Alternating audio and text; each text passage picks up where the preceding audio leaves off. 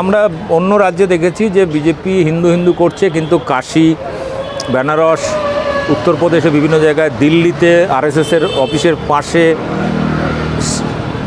হাজার হাজার বছরের পুরনো মন্দিরগুলোকে বুলডোজার দিয়ে গুড়িয়ে দিচ্ছে। আমরা এর মধ্যে দেখেছি বিহারে ভোটে জেতার পরেই লাগাতার সেখানে আমরা দেখলাম যে হনুমানের মূর্তির গলায় চেন বেঁধে বুলডোজার দিয়ে টেনে টেনে সেগুলোকে ভাঙছে।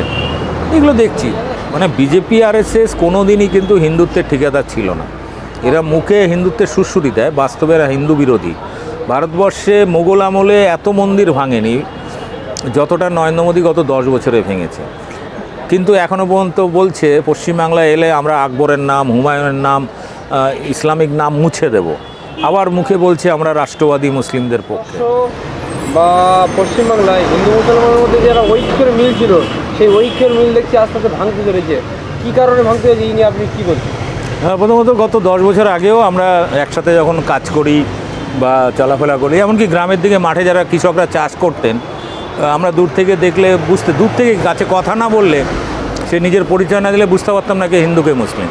কিন্তু আজকে এই বিজেপি আরএসএস ক্ষমতায় আসার পর থেকে লাগাতার তাদের গদি মিডিয়া, তাদের আইটি সেল এবং তাদের ভাষণে, এমনকি সংসদের ভেতরে বাইরে, এমনকি বিভিন্ন মঞ্চে লাগাতার হিন্দু মুসলিমের মধ্যে বিভেদ, ঘৃণা এমনভাবে চালিয়েছে 10 বছরে, এবং যার ফলাফল আমরা দেখতে পাচ্ছি যে এখন প্রতিদিন কোথাও না কোথাও হিন্দু মুসলিম ইত্যাদি ঘটনা ঘটছে। কিন্তু পশ্চিমবাংলার ক্ষেত্রে বিষয়টা আরও জটিল, কারণ বাঙালি হিসাবে বিভিন্ন রাজ্যে, বিজেপি শাসিত রাজ্যগুলোতে বাঙালিদেরকে হেনস্থা করা হচ্ছে, পিটিয়ে মারা হচ্ছে।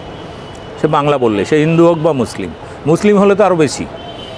তো এই বিজেপি, অন্য রাজ্যের বিজেপি ক্ষমতায় থাকা রয়েছে, সেখানে বাঙালি আক্রান্ত, আবার এখানে এসে বলছে আমরা সোনার বাংলা করব। এখানে বলছে আমরা মুসলিমদের, ভারতীয় মুসলিমদের কোনো টেনশন নেই। কিন্তু আমরা দেখছি এসআইআর প্রক্রিয়াতে প্রথমবারে যখন হিন্দুদের নাম বেশি বাদ গেল, তারপরে দেখলাম হঠাৎ করে এখন যেটা শুরু করেছে, কাতারে কাতারে মুসলিমদের নাম বাদ দিচ্ছে। এবং সবথেকে বড় ব্যাপার হচ্ছে, আমরা দেখছি যে বিভিন্ন মুসলিম মহল্লা থেকে ফোন আসছে, কোথাও 1200 ভোটার, সেখানে 700-800 মুসলিম ভোটারের নাম কাটার জন্য তারা ফর্ম 7 ফিল আপ করে জোর করে জমা দিচ্ছে নির্বাচন কমিশনের কাছে। এ থেকে খুব পরিষ্কার তারা মুখে যেটা বলে, কাজে তার উল্টোটা করে। আমরা অন্য রাজ্যে দেখেছি যে বিজেপি হিন্দু হিন্দু করছে, কিন্তু কাশী, বেনারস, উত্তরপ্রদেশে বিভিন্ন জায়গায়, দিল্লিতে আরএসএসের অফিসের পাশে হাজার হাজার বছরের পুরনো মন্দিরগুলোকে বুলডোজার দিয়ে গুড়িয়ে দিচ্ছে। আমরা এর মধ্যে দেখেছি বিহারে ভোটে জেতার পরেই লাগাতার সেখানে আমরা দেখলাম যে হনুমানের মূর্তির গলায় চেন বেঁধে বুলডোজার দিয়ে টেনে টেনে সেগুলোকে ভাঙছে। এগুলো দেখছি, মানে বিজেপি আরএসএস কোনো দিনই কিন্তু হিন্দুত্বের ঠিকাদার ছিল না। এরা মুখে হিন্দুত্বের সুরসুরি দেয়, বাস্তবে এরা হিন্দু বিরোধী। ভারতবর্ষে মোগল আমলে এত মন্দির ভাঙেনি যতটা নরেন্দ্র মোদী গত 10 বছরে ভেঙেছে। কিন্তু এখনও পর্যন্ত বলছে পশ্চিমবাংলায় এলে আমরা আকবরের নাম, হুমায়ুনের নাম, ইসলামিক নাম মুছে দেব। আবার মুখে বলছে আমরা রাষ্ট্রবাদী মুসলিমদের পক্ষে। তার মানে যারা ছদ্মবেশী, হ্যাঁ, যারা ছদ্মবেশী ধান্দাবাজ কিছু মুসলিম আছে, যারা বিজেপির ছায়াতলে গেছে, তাদেরকে বলছে রাষ্ট্রবাদী। তার মানে কি বলতে চাইছে, যে মুসলিমরা বিজেপিকে ভোট দেয় না, সমর্থন করে না, তারা রাষ্ট্রবিরোধী। অর্থাৎ তাদের ভোটাধিকার কেটে দাও, তাদেরকে বাংলাদেশে তকমা দিয়ে বাংলাদেশে পাঠিয়ে দাও।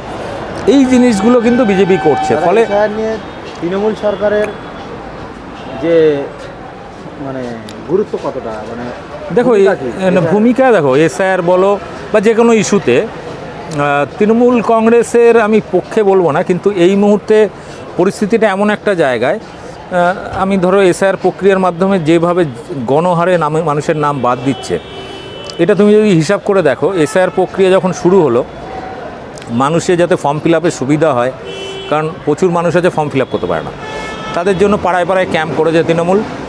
বিজেপি কিন্তু সেই তুলনায় কিছুই করেনি। এখন দেখছি যখন হিয়ারিং চলছে, মানুষ আতঙ্কিত, মারা যাচ্ছে, তাদের বাড়িতে কিন্তু তৃণমূলের নেতামন্ত্রীরা যাচ্ছে, তাদের সান্ত্বনা দেওয়ার চেষ্টা করছে। হিয়ারিং সেন্টারের সামনে তৃণমূল ক্যাম্প করছে যাতে কোনো অসুবিধা না হয়, এবং নজর রাখছে বিজেপি ভোটারদের নাম কাটছে, কাগজ জমা দিতে আসছে কিনা। তৃণমূলের দুর্নীতি আছে, নানা রকমের বিষয় আছে, কিন্তু তা সত্ত্বেও কিন্তু কোথাও না কোথাও তারা চেষ্টা করছে বাংলা বাঙালির ভোটাধিকারটা রক্ষা করার জন্য। কারণ ভোটাধিকার চলে গেলে তো তৃণমূলও চলে যাবে, কারণ বাঙালির ভোটেই তো তৃণমূল সরকার। এটা তো বাইরের রাজ্য থেকে এসে ভোট না, যেটা বিজেপি করছে। এবার এই নাম কাটার পরে আমরা দেখলাম 3.5 লক্ষ অলরেডি নতুন ফর্ম 6 দিয়ে নতুন ভোটার এরা ঢুকিয়েছে বিজেপি। ফাইনাল লিস্ট প্রকাশ পেলে তখন আমরা জানতে পারবো। কিন্তু উল্টো দিকে এখানকার যারা ভোটার, এখানকার যারা বাঙালি, তাদের নাম কাটার জন্য চেষ্টা করছে। তো সেখানে কোথাও না কোথাও কিন্তু আমরা তার প্রতিবাদ কিন্তু মানুষ শুরু করেছে। আমরা গতকাল দেখলাম বর্ধমান স্টেশনে প্রায় 5 থেকে 10 হাজার লোক হঠাৎ করে